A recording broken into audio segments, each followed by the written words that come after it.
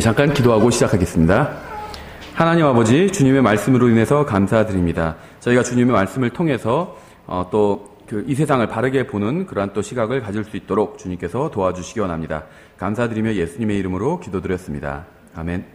이번 시간에 저희가 에스라를 공부해 보도록 하겠습니다. 역대기 하를 끝으로 이스라엘, 북왕국 유다, 이스라엘은 진작에 멸망했고 남왕국 유다도 멸망을 했죠. 그런데 하지만 역사는 계속됩니다. 그래서 역대기하의 마지막 두 구절은 이 에스라의 첫 세 구절과 거의 일치하고 있어요. 굉장히 분위기가 비슷합니다. 에스라 1장 1절부터 3절에 이렇게 되어 있어요. 이제 페르시아 왕 고레스의 제1년에 주께서 예레미야의 입으로 하신 주의 말씀을 이루시려고 페르시아 왕 고레스의 영을 움직이심에 그가 자기의 온 왕국에 두루 선포하고 또 그것을 글로도 기록하여 이르되 페르시아 왕 고레스가 이같이 말하노라. 주 하늘의 하나님께서 땅의 모든 왕국을 내게 주시고 또 내게 명하사 유다에 있는 예루살렘에 자신을 위해 집을 건축하게 하셨나니 그분의 모든 백성 중에서 너희 가운데 거하는 자가 누구냐? 그의 하나님께서 그와 함께 계시기를 원하노니 그는 유다에 있는 예루살렘으로 올라가 주 이스라엘의 하나님의 집을 건축하라. 그분은 하나님이시오. 그분의 집은 예루살렘에 있느니라. 그래서 거의 역대기야 마지막 두 구절과 굉장히 유사하죠. 이 에스라에는 7명의 이방인 왕이 등장을 합니다. 이들은 모두 하나님의 손에 들린 도구로 사용이 됩니다. 그래서 남은 자들이 바벨론 포로기가 끝나고 돌아오는 것은 이제 세 단계로 이루어집니다. 그래서 세 번에 걸쳐서 이제 그 남왕국 유다에서 이 포로로 끌려갔던 바벨론으로 포로로 끌려갔던 사람들이 이제 세 단계에 걸쳐서 돌아오게 되는데요. 이 대략 이제 BC 538년경에 이 페르시아의 고레스 대왕은 유대인들이 예루살렘으로 돌아가 성전을 재건할 자유를 허락해 주게 되죠. 물론 이제 우리가 방금 읽은 말씀처럼 하나님께서 허락해 주셨기 때문에 가능한 일이었죠.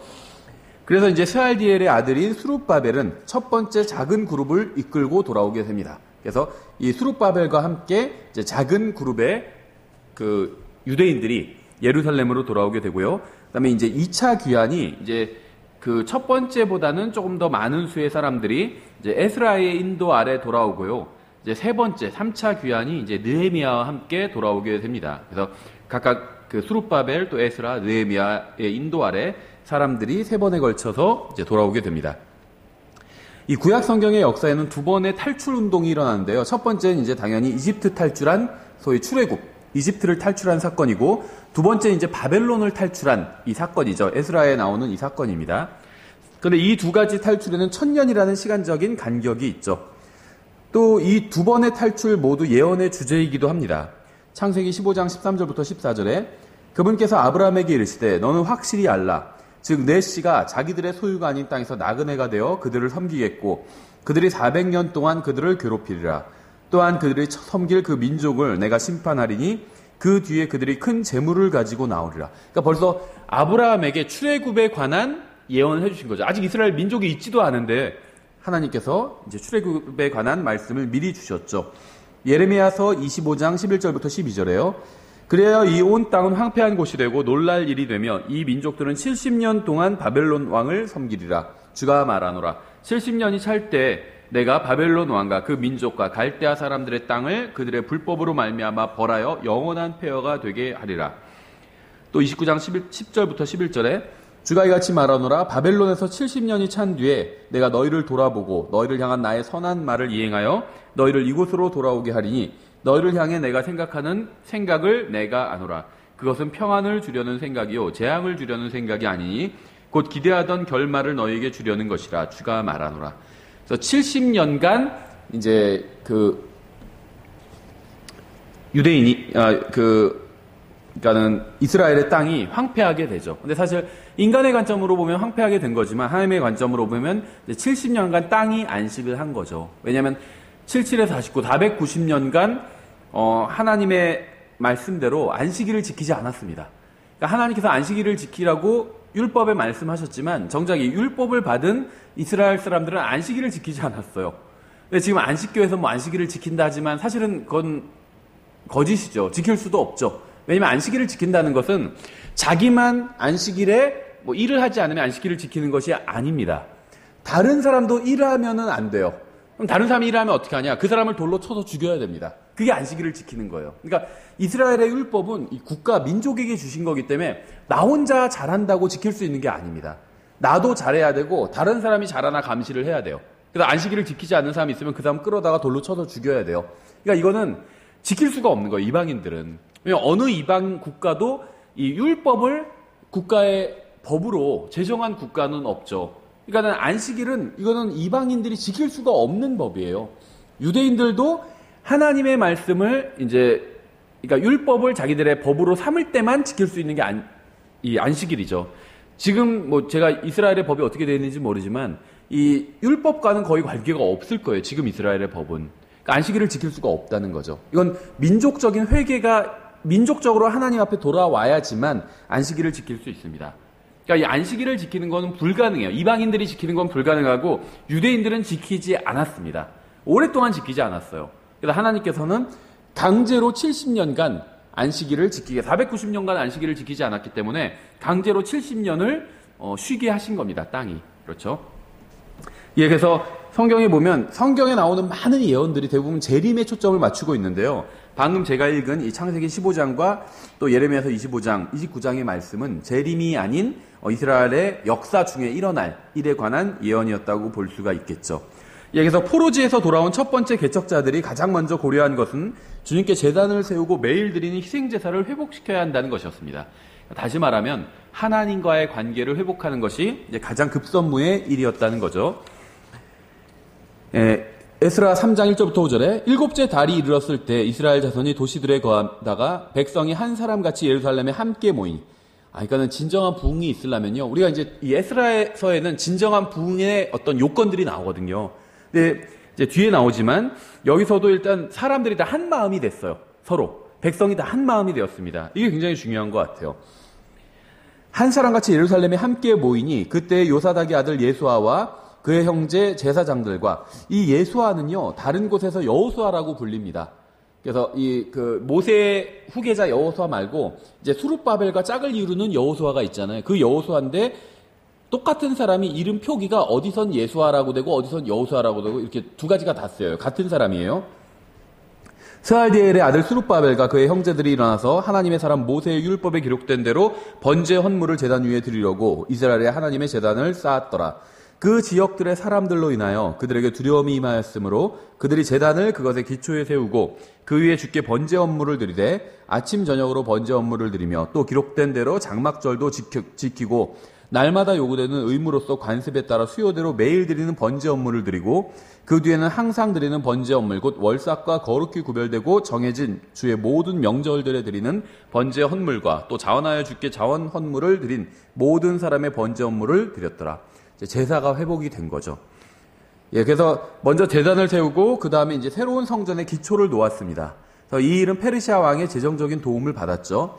성전의 기초가 놓일 때에는 솔로몬의 성전의 영광을 기억하던 노인들이 울기도 했지만 왜 울었냐 하면 이제 먼저의 솔로몬의 성전은 정말 화려하고 대단했죠, 위용이. 근데 거기에 비하면 지금 이 소위 말하는 이 수룹바벨 성전은 좀 볼품이 없었어요. 솔로몬의 성전과 비교하면. 그러니까 이제 좀 감회도 새롭고 좀 눈물도 났겠죠. 옛날 영광을 생각하고. 예, 그렇지만은 이제 어쨌든지 간에 성전이 다시 섰다는 것으로 인해서 큰 기쁨이 있었습니다. 사마리아인들은 이 일에 참여하기를 원했지만 거절당하게 되죠. 그러니까 거절당하니까 그 결과 그들은 자신들의 모든 힘을 동원해서 이 재건하는 일을 방해하게 됩니다. 특히 변호사를 고용해서 페르시아 재판정에 유대인들을 무고하기도 했죠. 아무 유대인들이 죄가 없고 유대인들이 지금 재건하는 것은 왕의 명령에 따라서 정당하게 하는 것인데도 불구하고 반역을 행하고 있는 것이다. 이런 식으로 이제 무고를 하기도 했습니다.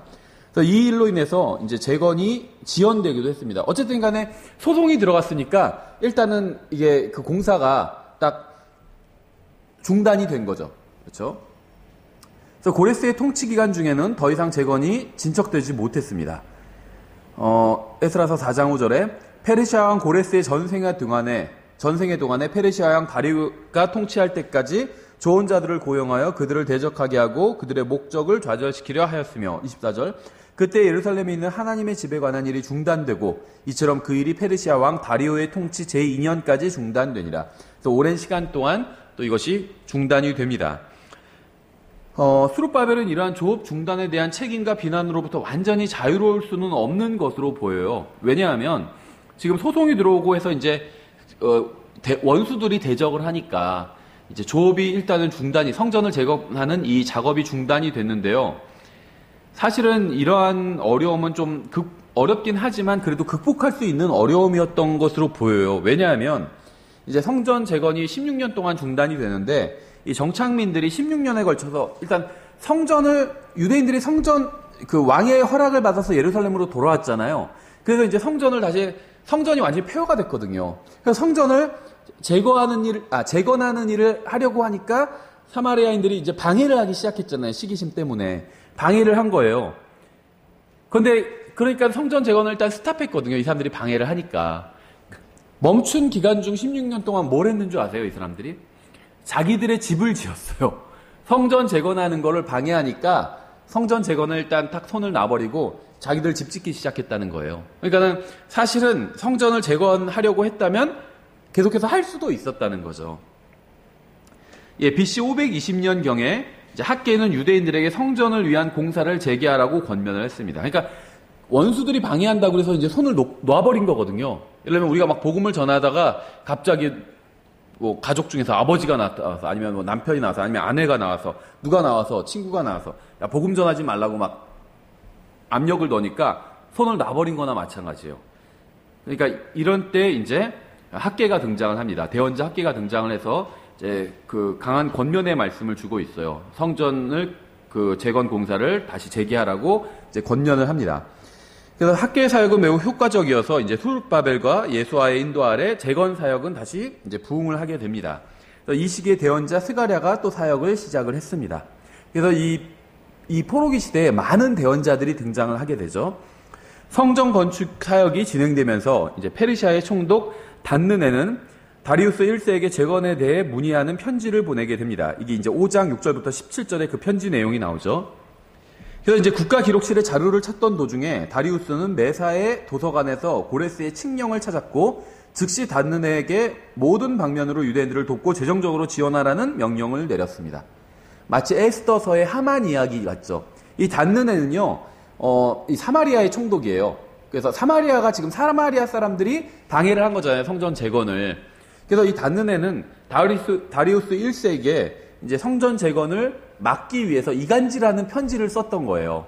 이 사람들이 재건하려고 하는데 사실은 뭐 반역하는 것 같고, 예를 들면 그런 이간질하는 내용을 보내면서 이 사람들이 재건하는 게 아마 정당한 권한 없이 하는 것일 겁니다. 이런 식으로 썼더니 다리우스가 자기 때 명령을 한 게 아니잖아요. 고레스가 명령한 거잖아요. 자기의 훨씬 앞에 왕이 명령한 거죠. 그래서 도서관에서 자료들을 찾아보니까 정말 왕이 명령한 명령이 있어요. 그래서 오히려 다리우스는 이거 앞에 선왕이 명령해서 성전을 재건하라고 한 것이니까 그 명령에 따라서 재건해라 하면서 이 다뜨네에게 네가 도와줘라 이렇게 해버린 겁니다. 그러니까 다뜨네는 유대인들을 괴롭히려고 했는데 오히려 유대인들을 돕는 일을 할 수밖에 없게 되었어요. 왕이 명령하니까 할 수 없이 도울 수밖에 없죠. 마치 하만과 비슷한 상황이라고 볼 수가 있겠죠. 그래서 이 일로 다뜨네는 화가 났지만 왕의 명령을 따를 수밖에 없었겠죠. BC 516년에 성전이 완공이 됩니다. 후에 이제 아닥사스다의 명령으로 에스라가 두 번째 무리를 이끌고 이제 다시 또 이 두 번째 무리가 돌아오게 되죠. 예루살렘으로. 이 에스라는 수룹바벨의 인도 아래 돌아온 사람들과 1장부터 6절, 또 에스라의 인도 아래 돌아온 사람들에 관해서 이 묘사하고 있어요. 7장부터 10절이죠. 그래서 이 에스라라는 책 자체는 이제 두 부분으로 크게 보면 나뉘게 되는데 1장부터 6절은 수룹바벨의 인도 아래 돌아온 사람들, 또 7장부터 10절은 이제 그 에스라의 인도 아래 돌아온 사람들이. 근데 제가 이제 이 바벨론에서 70년 만에 돌아온 유대인들은 세 단계에 걸쳐서 돌아왔다고 말씀드렸죠. 첫 번째 수룹바벨, 두 번째 에스라, 세 번째가 느헤미야와 같이 온 사람들이죠. 그럼 이제 그 세 번째 사람들은 자연스럽게 느헤미야서에 기록이 되어 있겠죠. 그 사람들의 돌아온 이야기는. 그래서 여기서는 에스라서에서는 이제 돌아온 두 무리에 관한 이야기만 있습니다. 세 번째 무리는 느헤미야서에 기록이 되어 있어요. 여기서 58년의 기간이 이 책의 두 부분을 나누고 있습니다. 그러니까 좀 시간 연차가 있죠. 이렇게 유다가 가나안으로 회복된 것은 두 가지 이유로 인해서 중요합니다. 남한국 유다의 비록 아주 극히 일부이긴 하지만 그래도 끌려가서 다 왕국이 멸망하고 끌려갔다가 남은 사람들이 돌아온 거잖아요. 70년 만에. 근데 이것은 굉장히 두 가지 중요한 이유가 있다는 거예요. 하나님께서는 아브라함에게 하신 약속을 잊지 않으셨음을 이스라엘에게 보여주신 거죠. 유다의 회복은 메시아에 관한 약속과 직접적인 관련이 있어요. 예를 들면 베들레헴, 나사렛, 또 시온 이런 지명들은 예수 그리스도의 초림과 관계가 있는 지명들입니다. 그렇죠. 예수님께서 베들레헴에서 태어나시고 나사렛 사람이라 불리시고 예수님의 초림과 메시아의 오심과 관련이 있는 지명들이에요. 그런데 만약에 이 유대인들이 바벨론에서 돌아오지 못했다면 메시아는 유대인의 씨로 오시잖아요. 그럼 메시아가 바벨론에서 태어나게 되는 겁니다. 그렇죠. 그러면 예언이 성취될 수가 없잖아요. 그러니까 이 남왕국 유다의 남은 사람들이 예루살렘으로 돌아오게 되었다는 것은 이건 예언 성취에 있어서도 굉장히 중요한 의미를 갖는다는 거죠. 그래서 주님께서는 바벨론이 아닌 베들레헴에서 태어나실 것이고 포로지가 아닌 거룩한 곳에서 태어나실 것이라는 약속을 주셨기 때문에 이 남왕국 유다 사람들이 돌아온 것이 중요한 그 의미를 갖죠. 따라서 백성이 포로지에서 돌아오면서 메시아에 대한 소망이 부활할 수 있었다는 겁니다. 나라가 다 망해서 끌려갔어요. 근데 메시아는 이 거룩한 땅, 그러니까 예루살렘, 그러니까 베들레헴에서 태어나고 이 나사렛 사람이라 불리고, 그러니까 팔레스타인 이 지역과 관련이 있었죠. 메시아에 관한 예언이. 그런데 왕국이 다 멸망해서 다 끌려가 버렸어요. 그러니까 당시 사람들이 봤을 때는 끌려가서 70년이 지났어요. 그러니까 당시 유대인들이 봤을 땐 이 메시아에 대한 예언도 다 이루어질 수 없는 거구나.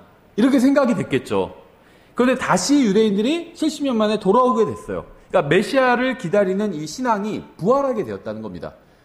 우리가 완전히 멸망해서 이제는 이 예언이 폐기된 줄 알았는데 다시 우리가 돌아왔어. 그럼 메시아가 다시 지금 예루살렘으로 이 유대인들이 돌아왔기 때문에 메시아가 다시 이 팔레스타인 지역에서 이 거룩한 홀리랜드, 거룩한 땅에서 태어날 수가 있게 된 거구나. 이렇게 메시아에 관한 신앙이 부활할 수 있었다는 거죠. 그래서 에스라의 기록자에 대한 이 기록자, 에스라라는 책의 기록자에 대한 전통적인 견해는 당연히 이 서기관 에스라가 이 책을 기록했다는 것이겠죠. 에스라가 아닌 다른 사람의 에스라를 기록했다고 볼 만한 정당한 이유가 없겠죠. 특히 이제 7장 1절, 11절, 25절에서는 에스라를 3인칭으로 묘사하고 있고 8장 15절부터 17절, 21절에서는 1인칭으로 에스라를 칭하고 있습니다. 그래서 아마도 에스라가 이 책의 기록자일 것이다. 이렇게 보는 것이 좀 자연스럽습니다. 이 책의 핵심 단어는 예루살렘이고요. 핵심 구절은 2장 1절입니다. 전에 사로잡혀 간 자들 곧 바벨론 왕 느부갓네살이 사로잡아 바벨론으로 끌고 간 자들 중에서 포로 생활을 벗어나 올라가서 예루살렘과 유다로 돌아와 각각 자기 도시에 이른 유다 지방의 자손들이 이제 이러하니라. 그래서 그 바벨론 포로지에서 돌아온 사람들의 이야기를 다루고 있어요. 그래서 이 2장 1절이 핵심 구절이고요. 이제 성경 이 구약 성경은 히브리어로 기록이 되었죠. 그래서 히브리어 필사본과 또 초기 히브리어 원문들에 보면 필사본들을 묶은 게 원문이죠. 그러니까 필사본, 원문 이건 다 원어로 기록되어 있어요. 근데 구약이기 때문에 원어는 히브리어죠. 그래서 이 히브리어 원문들을 보면 에스라와 느헤미야가 한 권의 책으로 묶여 있기도 했다고 합니다.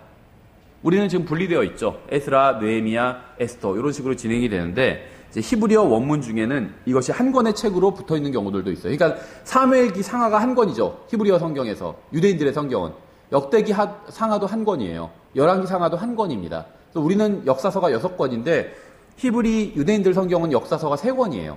하지만 내용은 똑같죠. 그 사람들은 우리가 2권으로 분리한 걸 그 사람들은 한 권으로 이렇게 보니까. 그러니까 우리는 역대기 상하하지만 그 사람들은 그냥 역대기 이렇게 부른다는 거예요.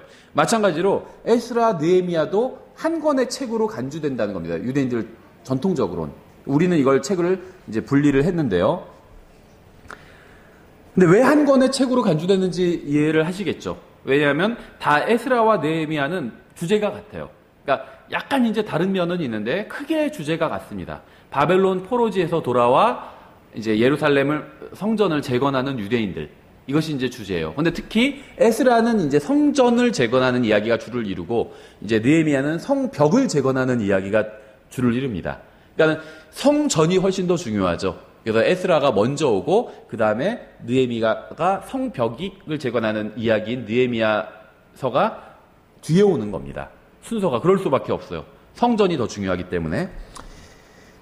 예, 에스라서는 280절과 7441의 단어로 이루어져 있고요. 주로 성전과 관련된 사건을 다루고 있습니다. 이에 반해 느헤미야는 주로 성벽과 도시에 관해서 다루고 있어요. 그래서 도덕적으로나 영적으로나 성전은 성벽보다 훨씬 더 중요하기 때문에 에스라가 느헤미야보다 훨씬 이제 앞에 와야 된다는 데 이론이 없겠죠. 예, 어떤 사람들은 이 두 권의 책이 서로 다른 시기를 다루고 있다고 생각을 합니다. 그래서 성경 연대기표에 보면 에스라 1장이 BC 536년이고 느헤미야 1장은 BC 446년경이라고 되어 있어요. 거의 90년 차이가 난다. 이렇게 주장하는 사람들도 있습니다. 근데 이 두 책을 비교해 보면 몇 가지 고정된 점들이 있는데요. 느헤미야 1장 1절부터 6장 9절에는 성벽과 그 재건축 이야기가 나오고요. 이제 외부의 방해를 물리친 이야기가 나옵니다. 에스라 1장 1절부터 4절은 백성의 해방 이야기가 나오고 느헤미야 7장 1절부터 4절은 도시의 상태에 관한 이야기가 나오고, 그러니까 이 에스라와 느헤미야는요 서로 막 섞여 있어요. 책이 성경을 보면 이야기가. 그러니까 이것이 거의 100년 가까이 다른 시대의 이야기가 아니라는 겁니다. 같은 시대의 이야기라는 거예요. 에스라 1장 5절부터 2장 70절까지 또 느헤미야 7장 5절부터 7절까지는 백성이 돌아오는 이야기가 나와 있고요. 학계 1장부터 1장 4절에는 성전이 황폐한 상태로 또 다른 16년 동안 방치되는 이야기가 나오는데, 이 16년 동안 무엇을 했다고 그랬죠? 자기들 집 지었다고 그랬죠. 성전 공사가 방해를 받으니까 자기들 집을 지었어요. 근데 자기들 집 짓는 건 또 방해하지 않아요. 사마리아인들이. 에스라 3장 1절부터 13절엔 성전의 기초가 놓인 이야기가 나오고요. 에스라 4장 1절부터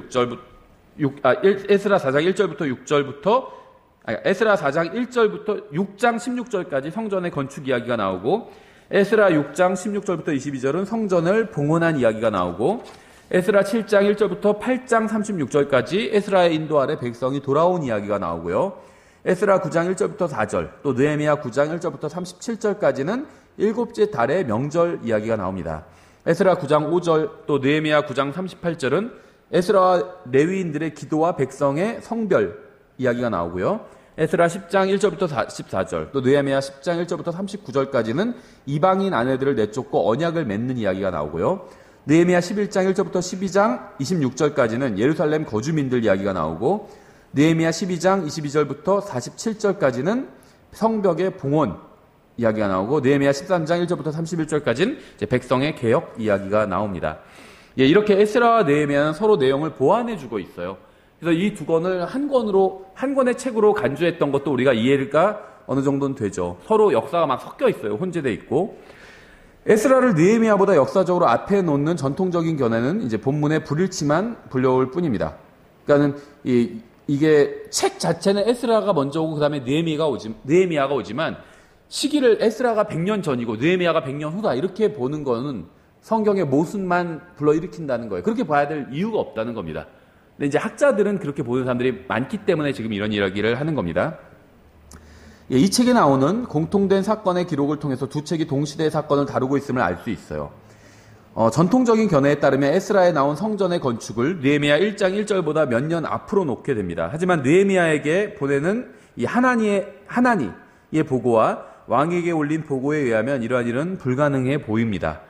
느헤미야 1장 3절에 그들이 내게 이르되 포로로 사로잡힘을 면하고 거기에 남아있는 남은 자들이 그 지방에서 큰 고통과 치욕을 당하며 또한 예루살렘 성벽은 무너지고 성벽의 문들은 불탔나이다 하니라. 또 느헤미야 2장 3절 왕에게 아뢰되 왕께서는 영원히 사시옵소서. 그 도시 곧 내 조상들의 돌무덤이 있는 곳이 피폐하고 그 도시의 문들이 불타 없어졌사오니 어째 내 얼굴에 슬픈 기색이 없사오리이까 하며, 그래서 왕이 이제 허락을 해주게 되죠. 느헤미야는 이제 왕의 그 신임을 받는 신하였기 때문에 왕이 허락을 해주게 되죠. 또 전통적인 견해에 따르면 42,360명의 이주민이 이미 예루살렘으로 돌아왔을 것이고, 느헤미야는 포로지에서 도피한 유대인들에게 묻지 않고 그들에 관한 언급을 했을 것입니다. 약간 내용이 좀 모순될 수 있다는 거예요. 이게 시기를 서로 다른 시대라고 본다면, 100년간의 이 에스라와 느헤미야가 서로 100년간의 격차가 있다고 본다면 이런 그 돌아온 사람의 수에 대한 좀 모순이 생길 수 있다는 겁니다. 느헤미야 1장 2절 내 형제들 중에 하나니가 유다에서 온 몇 사람과 함께 왔기에 내가 도피한 유대인들 곧 포로로 사로잡힘을 면하고 남아있는 자들과 예루살렘에 관하여 그들에게 물은즉, 이렇게 되어 있고요. 세 번째, 성벽 공사가 끝났을 때 집들은 아직 건축되지 않은 상태였습니다. 느헤미야 7장 1절부터 4절에 그 내용이 나와 있죠. 또 또 성전의 기초가 놓이기 전에 에스라 3장 1절부터 6절 내용이죠. 일곱째 달의 명절이 지켜졌습니다. 느헤미야 8장의 내용이에요. 그리고 다섯 번째, 백성은 들의 집을 건축하는 일을 했으나 주님의 집은 여전히 황폐한 상태였죠. 아직 그 성전 재건을 하려다가 원수들이 방해하니까 재건을 멈추고 먼저 집부터 지었잖아요. 이것이 이제 학계 1장 1절부터 4절에 그 내용이 나와 있죠. 그래서 이 에스라와 느헤미야의 연대를 100년간 띄워놓으면 성경이 좀 모순을 일으키게 된다는 겁니다. 그래서 이것을 같은 시대라고 봐야 된다는 거예요. 이 페르시아의 왕 고레스가 자신의 왕국에 있는 유대인 포로들이 예루살렘으로 돌아가라는 선포를 하면서 이제 에스라라는 이 책이 시작이 되죠. 고레스와 그의 행적은 이미 200년 전에 예언이 되어 있었습니다. 이사야서 44장과 45장에 나오죠. 그래서 이사야서 44장, 45장에는 이 고레스라는 이름이, 고레스가 태어나기 200년 전에 고레스라는 이름이 등장하면서 고레스라는 사람이 이렇게 이런 일을 할 것이다. 이렇게 예언이 되어 있었죠. 그래서 고레스의 선포는 다니엘이 돌아가게 해달라고 기도한 지 얼마 되지 않아서 이루어지게 되죠. 5만 명 이하의 유대인들이 대략 1130km의 사막을 가로질러 갈 수 있는 기회를 잡았죠. 이 바벨론 지금 이라크 지역이죠. 그래서 굉장히 먼 지역입니다. 이 당시에는. 유대인이라는 용어는 이 바벨론으로 끌려간 이스라엘 사람들이 대부분 유다에서 왔기 때문에 이 바벨론 포로기 때 생긴 것으로 보입니다. 그러니까 주라는 이 표현이, 유대인이라는 표현이 이 바벨론 포로기 때 생겼어요. 고레스는 느부갓네살이 성전에서 가져온 금으로 된 기물들을 수룹바벨에게 내어주었습니다. 그러니까 과거에 그 남한국 유다가 멸망할 때 느부갓네살이 성전을 싹 털어갔잖아요. 이것을 이제 고레스가 다시 내어주게 됩니다. 그러면서 이게 성전 기물이었으니까 가서 다시 성전을 재건하면서 그 성전 안에 채워넣어라 이렇게 했겠죠. 그래서 1장 7절이죠. 또한 고레스 왕이 주의 집에 기굴들을 내놓았는데 그것들은 전에 느부갓네살이 예루살렘에서 옮겨다가 자기 신들의 집에 두었던 것이더라. 70년 전에 빼앗긴 성전의 기물이 돌아오게 된 거죠. 유대인들의 귀환은 좀 실망스럽긴 하지만 유익한 점도 있었습니다. 그러니까 경건한 유대인들만 돌아왔어요. 이 실망스럽다는 건 뭐냐면요. 바벨론으로 끌려간 유대인들이 다 예루살렘으로 돌아가는 일에 동참하지 않았습니다. 그래서 아까 수가 4만 2천 얼마였잖아요. 그러니까 5만 명 이하의 사람들만 예루살렘으로 돌아온 거예요. 끌려간 사람들이 많았는데 적은 무리만 돌아왔죠. 이러한 점에 있어서는 좀 실망스러웠다는 겁니다. 그런데 유익한 점은 뭐냐면요. 경건한 유대인들만 돌아왔어요. 왜 그랬을까요? 믿음이 없는 사람들은요. 그러니까 메시아에 대한 믿음이 없는 사람들은 다 바벨론의 털을 잡고 그냥 정착해버렸습니다. 생각해보세요. 끌려간 지 이주한 지 70년이나 지났어요. 그럼 70년이 지났다는 건 벌써 아버지 세대도 아니에요. 할아버지 세대 때 끌려온 거거든요. 그렇죠. 할아버지 세대 때 끌려와서 아버지 세대가 지나고 이제 나의 세대가 됐어요. 그러면 나는 바벨론에서 태어난 거죠. 70년 전에 우리 민족이 끌려왔다면 저는 거기서 태어난 거예요. 바벨론에서. 그렇죠. 그러니까 바벨론이 더 익숙해요. 그런데 유대인들은 다 예루살렘으로 돌아가도 된다. 이런 명령이 떨어졌어요. 돌아가기가 싫은 거예요. 이 바벨론에서, 한마디로 바벨론에서 초, 중, 고, 대학교까지 다 나오고 직장도 잡고 살고 있어요. 그런데 돌아가도 된다고 한 나의 고국은 황폐한 곳이에요. 광야같이 다 무너지고 황폐한 곳이요. 거기로 돌아가라고 하는 거예요. 그러니까 메시아에 관한 믿음이 없는 사람은 당연히 돌아가지 않습니다. 그래서 그러니까 유대인들 중에서 주님을 믿지 않았던 사람들은 바벨론에 그냥 그대로 정착해버렸어요. 근데 주님을 믿었던 사람들, 메시아에 관한 믿음이 있었던 사람들은 그 황폐한, 지금 내가 여기서 누리는 모든 것들을 다 포기하고 바벨론에서 다시 예루살렘으로 돌아간 겁니다. 그래서 그 적은 무리의 유대인들만 돌아왔지만 오히려 경건한 유대인들만 돌아오게 된 겁니다. 그래서 왜 우리가 예수님께서 초림하셨을 때 유대교가 왜 부흥에 있었는지를 알 수 있었겠죠. 바리새파, 사두개파, 무슨 파, 유대교가 완전히 부흥에 있었잖아요. 경건한 유대인들이 돌아왔기 때문이에요. 근데 그 경건한 유대인들의 자손들은 또 완전히 그냥 종교인이 되어버렸던 거죠. 어쨌든 간에 이 유대교라는 종교 자체는 당시에 부흥에 있었던 거죠. 그래서 그들에게는 사막을 가로질러 와서 이미 폐허가 된 도시를 재건하고 싶은 마음이 전혀 없었어요. 바벨론에 눌러앉은 사람들의 마음에는. 첫 번째로 송환된 자들은 민족을 회복하려는 올바른 기초를 놓으려고 했습니다. 그래서 하나님께서 먼 지역을 여행하기 위해서 필요한 경비와 집과 성전을 재건하기 위해 필요한 경비를 이 고레스를 통해서 준비해 주셨죠. 이것이 1장 4절 6절에 나오죠. 2장은 고레스의 칙령에 따라서 예루살렘으로 돌아간 사람들의 명단을 담고 있습니다. 명단은 인도자부터 이제 시작하고 있죠. 백성의 수가 느헤미야 7장 66절의 기록과 일치해요. 그러니까 에스라 2장 64절과 느헤미야 7장 66절이 서로 일치합니다. 백성의 수가 나왔는데 백성의 수가 정확히 일치해요. 그래서 이것이 동시대 사건을 다루고 있다는 거죠. 1차 귀환, 2차 귀환 하는데 수가 일치할 수는 힘들겠죠. 몇 명까지, 마지막 사람까지 일치하기는 힘들겠죠. 동시대를 다루고 있다는 거예요. 두 목록 모두 귀환한 사람의 이름이 다 적혀 있지는 않아요. 4만 명 이상 되는 사람의 이름을 다 적을 수는 없었겠죠. 그래서 두 목록에 나온 이름 중 서로 다른 이름들도 있지만 합계가 이제 31,583명인 것은 동일합니다. 에스라 2장 62절은 더러운 제사장들에 관한 첫 번째 언급이에요. 타락한 제사장들 이야기죠. 이들이 계보대로 계수된 자들 가운데서 자기들의 등록부를 구하였으니 그들이 발견되지 아니하였으므로 그들을 더러운 자로 여겨 제사장 직분을 행하지 못하게 하고, 이러한 표현은 이후에 굉장히 많이 나옵니다. 느헤미야 7장 64절, 13장 29절, 또 예레미야가 4장 14절, 스바냐 3장 1절, 말라기 1장 7절 계속해서 더러운 제사장들 이야기를 하고 있습니다. 다시 에스라서 3장에서 요사닥이 예수아의 아버지로 나오기 때문에 우리는 에스라가 예수아의 삼촌이라는 사실을 알 수 있어요.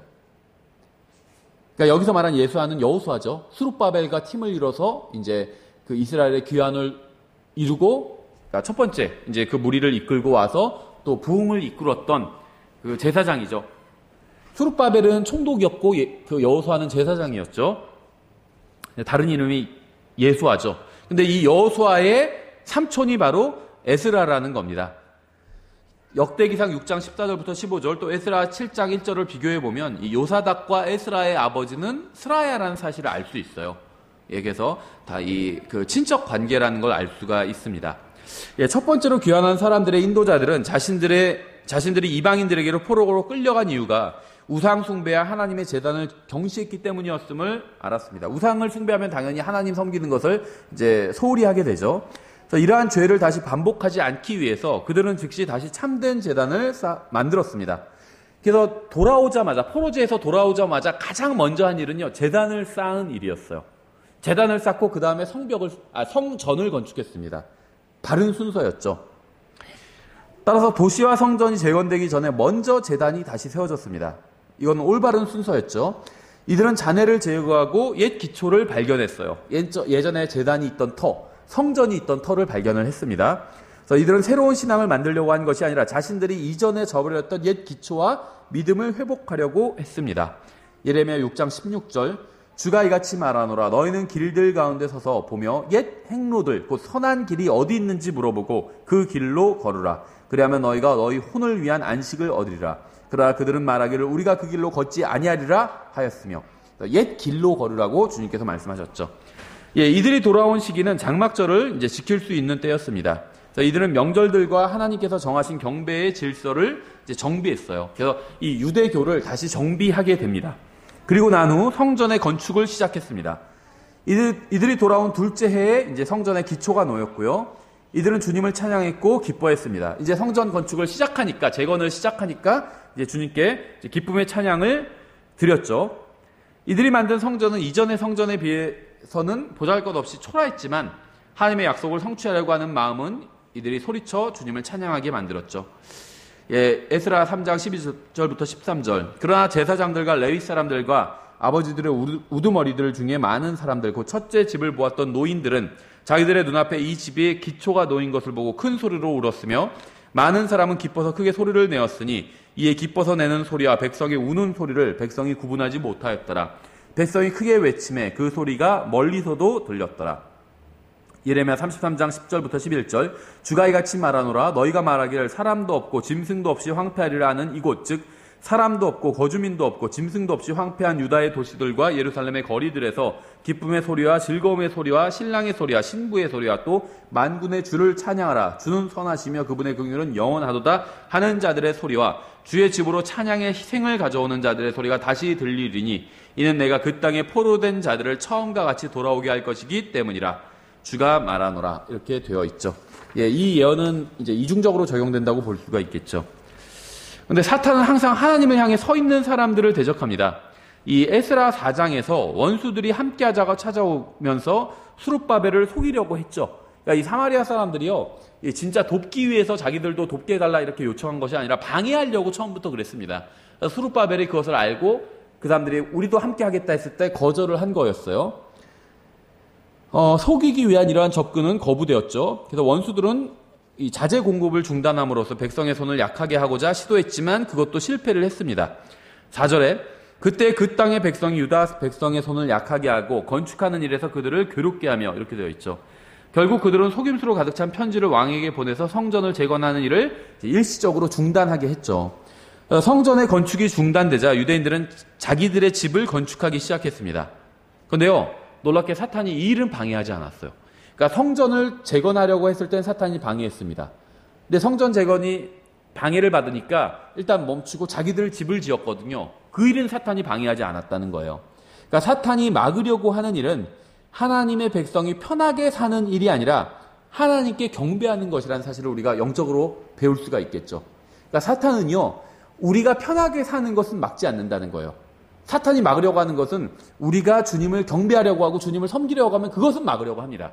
근데 우리가 주님을 섬기고 경배하려고 하니까 사탄이 막 방해를 하고 인생이 힘들어져요, 갑자기. 그러니까 우리가 그걸 포기하고 그냥 다시 세상으로 나가서 세상에서 즐기면서 편하게 살면 사탄이 그거는 방해하지 않는다는 거예요. 그렇죠. 우리가 그런 영적 교훈을 얻을 수 있다는 겁니다. 그래서 이러한 때에 바로 학개와 스가랴가 이제 전면에 등장하게 됩니다. 5장에서. 그래서 성전의 재건을 포기한 백성을 책망해요. 대언자들이 등장해서. 인간의 관점으로 보면 그들의 상황은 굉장히 어려웠지만 하나님께서는 그들을 집으로 데려오셨고 백성이 주님을 신뢰하기만 하면 언제든지 다시 일하실 수 있었죠.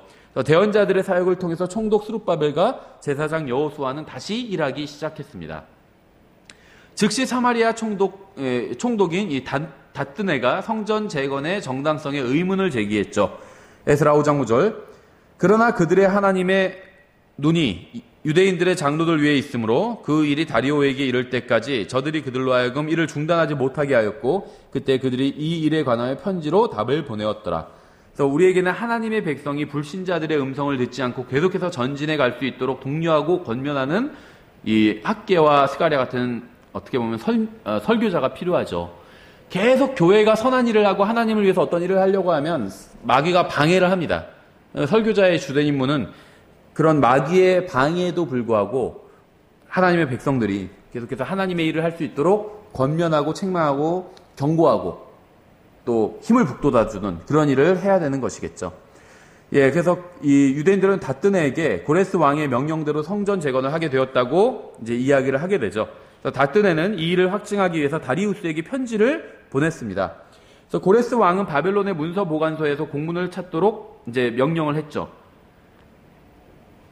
이 고레스 왕이 아니라 이제 그 다리우스 왕이 이제 명령을 하게 되죠. 그런데 처음에 이제 거기엔 없었는데 이게 나중에 어디서 나오냐 하면 이 메대 사람들의 지방에 있는 궁궐, 앙메다라고 나오죠. 이 앙메다라는 궁궐에서 이 공문서를 찾게 됩니다. 6장에 나오죠, 이 내용이. 다리우스는 다뜨네에게 유대인들을 지원하라고 명령을 내렸습니다. 그래서 건축을 방해하려고 했던 사람이 오히려 건축을 도와주게 된 거죠. 그러니까 하만과 같은 경우라고 말씀을 드렸죠. 에스라 6장은 로마서 8장 28절과 잠언 16장 7절의 좋은 예화입니다.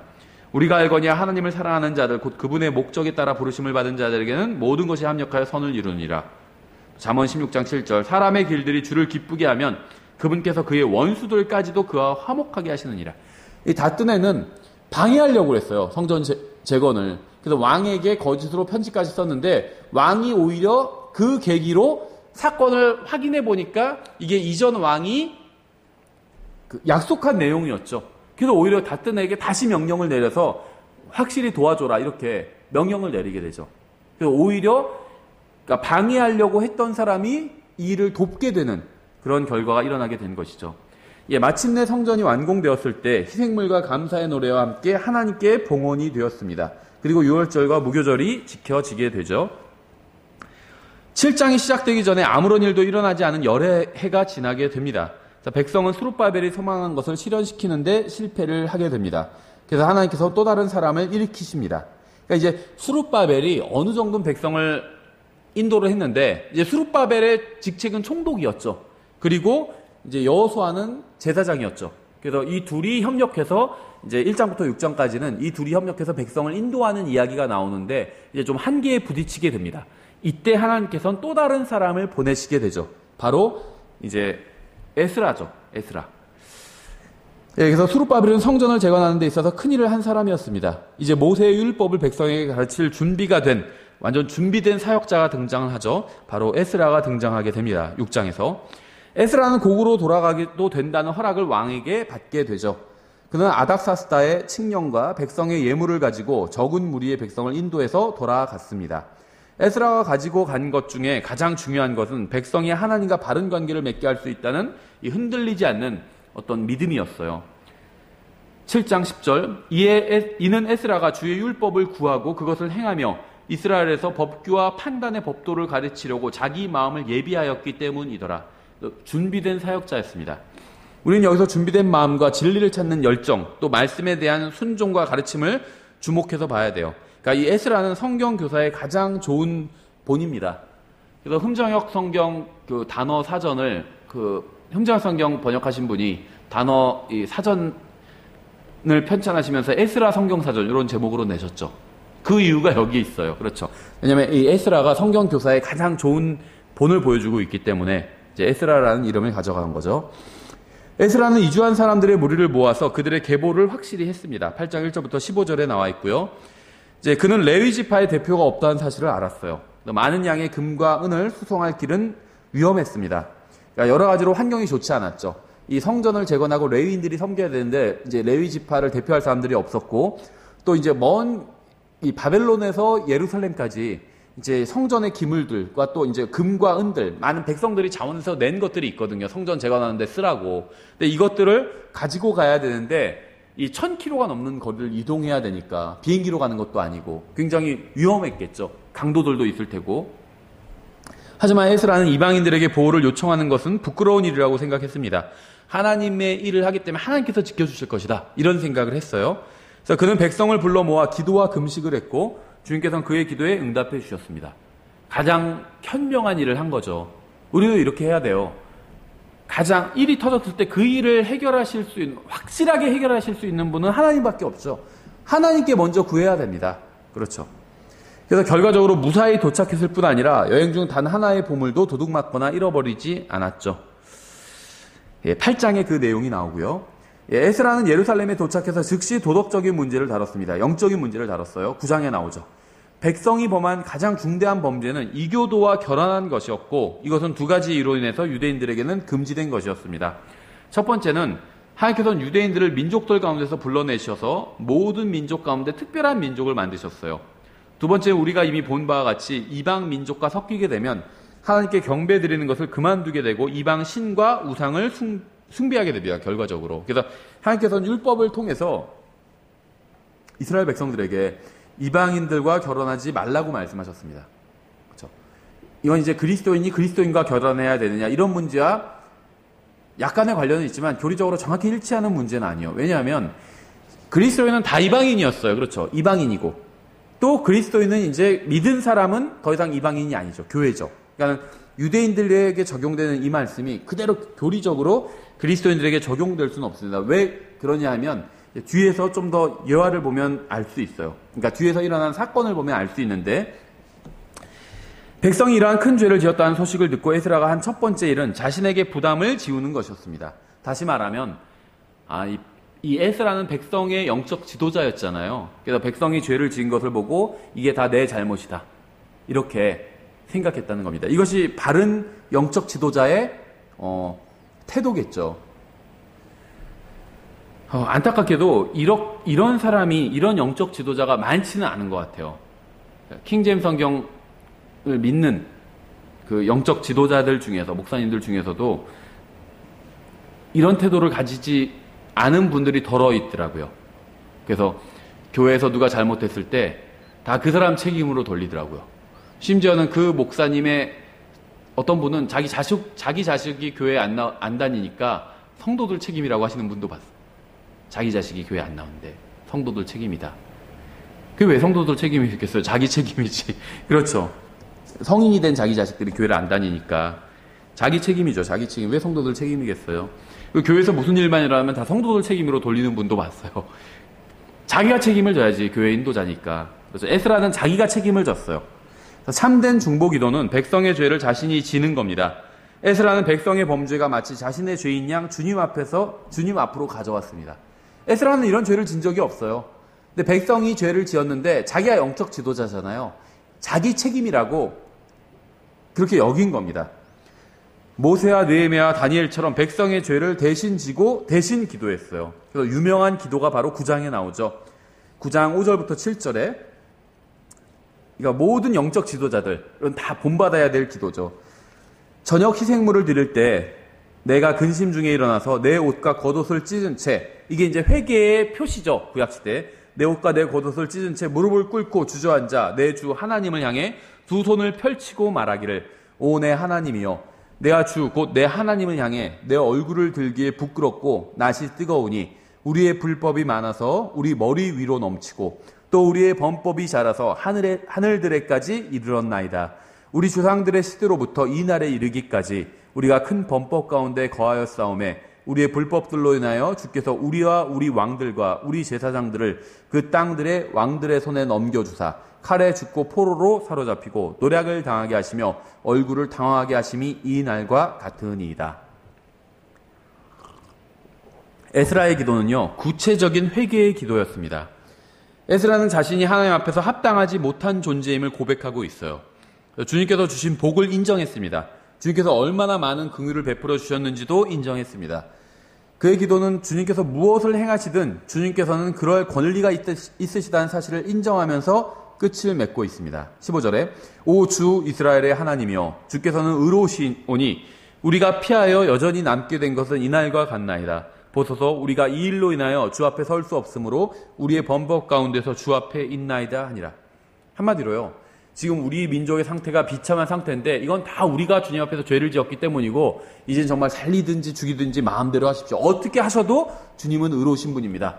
이렇게 기도하고 있는 거예요. 우리를 살려주셔도 의로우신 분이고 죽이셔도 의로우신 분입니다. 그런데 좀 살려주십시오. 이런 의미가 있겠죠. 완전히 주님 앞에 모든 걸 내려놓고 모든 잘못을 고백하고 있고 주님의 처분에 완전히 따르겠다. 이제 어떤 변명도 없어요. 그렇죠. 우리 상황이 이래서 할 수 없이 죄를 지었습니다. 이런 어떤 변명이 없습니다. 10장은 기도와 죄의 자백으로 인해서 어떻게 부흥이 오게 되었는지를 보여주고 있어요. 그러니까 에스라는 지금 철저히 자백하고 있죠. 단 한마디도 남 탓한 게 없어요. 그렇죠. 그리스도인들 킹제임스 성경 진영에서도 남 탓하는 사람들 많이 봤어요. 저도 그랬어요. 과거에 남 탓만 하고. 근데 에스라의 기도에는요, 남 탓이 없어요. 저 자매 때문에, 저 형제 때문에 이렇게 됐다. 이런 탓이 없어요. 다 제가 잘못했습니다. 우리가 잘못했습니다. 에스라는 사실 잘못한 것도 없어요. 제가 잘못했습니다. 지금 이런 기도를 하고 있는 거죠.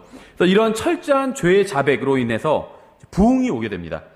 1절에 10장 1절. 이제 에스라가 하나님의 집 앞에서 울며 엎드려 기도하고 자백할 때 이스라엘 중에서 남자 여자 아이들의 심히 큰 회중이 그에게 모였으니 이는 백성이 심히 크게 울었기 때문이더라.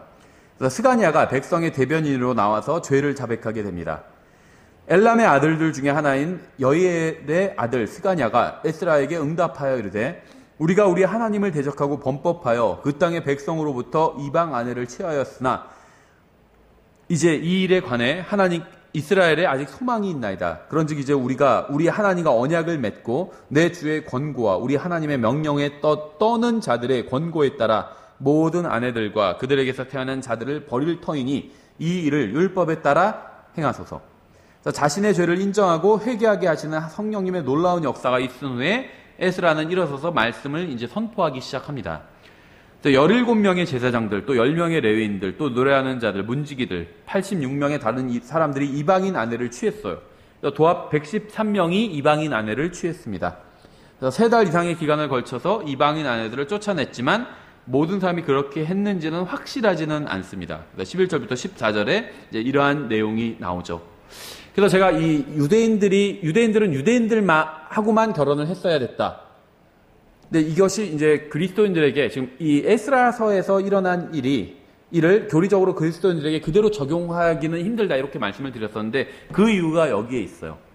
유대인들은 율법에 분명히 유대인과만 결혼하라고 되어 있습니다. 이방인과는 결혼하지 말라고 그랬어요. 왜냐하면 이방인을 통해서 이방 종교가 들어오게 되거든요. 그래서 철저하게 하나님께서 금지시켰어요. 그래서 하나님 앞에 회개하고 돌아온 유대인들은 이방인과, 그러니까는 결혼한 사람들이 이방인들을 쫓아냈습니다. 그러니까 여기서는 다 이방인 아내를 맺은 경우죠. 반대 경우는 어땠을까요? 이방인 남편과 결혼한 경우엔 그때는 이방인을 아예 따라간 거예요. 그래서 유대인들에서 제외돼 버린 겁니다. 유대인 여자가 이방인 남자와 결혼하면 아예 이방인이 돼버린 거예요. 반대로 유대인 남자가 이방인 아내를 얻으면 일단 그 유대인 그 커뮤니티에, 유대 그 사회에 이방인이 들어오게 된 거죠. 근데 이방 아내가 이제 들어오게 됐는데 들어올 때 다 자기 신을 갖고 들어옵니다. 자기가 섬기던 신을 가지고 들어와요. 그래서 그 아내와 그 아내 사이에서 태어난 자녀들까지 다 내쫓아 버리게 된 겁니다. 그걸 명령하고 있는 거예요. 지금 에스라서에서는. 그렇죠. 이것은 그 당시에 옳은 일이었습니다. 그렇죠. 그런데 이게 왜 이제 교리적으로 그리스도인에게 적용되기는 힘들냐 하면, 예를 들면 기독교인이 불신자와 결혼하는 경우가 있죠. 그럼 이제 잘못한 거죠. 그런데 회개하고 나서 그러면 이제 불신자 아내를 쫓아내 버려야 되냐, 아이들까지 다 쫓아내야 되냐, 그건 아니라는 거죠. 그렇죠. 교리적으로 그렇게 적용할 수는 없다는 겁니다. 그건 다른 문제예요. 그러니까 고린도전서에서 그거는 이제 다른 식으로 처리하도록 말씀을 해놓고 있죠. 그러니까 첫 번째는 그리스도인은 그리스도인과 결혼해야 됩니다.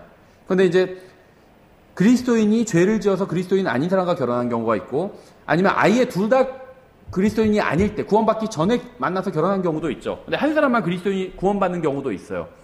어떤 경우든 간에 한 사람은 구원받고 다른 사람은 구원받지 않은 그런 관계에 있을 때, 구원받지 않은 한쪽 배우자가 계속해서 같이 살고자 한다면 그럼 계속 살아야 된다고 말씀하고 있어요.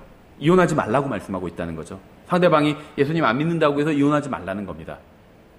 그런데 이게 굉장히 상식적이잖아요. 너무나도 상식적인데 이것을 이상하게 가르치는 사람들을 저는 여럿 봤어요. 그러니까 자기가 이혼하고 싶으니까 이제 별 구실을 다 만들어내서 목회자한테 찾아와요. 그럼 목회자들 중에서는 또 딱 보니까 이 사람이 이혼하고 싶어요.